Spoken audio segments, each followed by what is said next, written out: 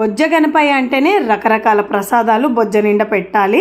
మా సైడు వినాయక చవితి రోజు పాల తాలికలు ఇంకా తుమ్మి కూరతో చేసిన పప్పు అన్నం అయితే పెడతారు వినాయకుడికి.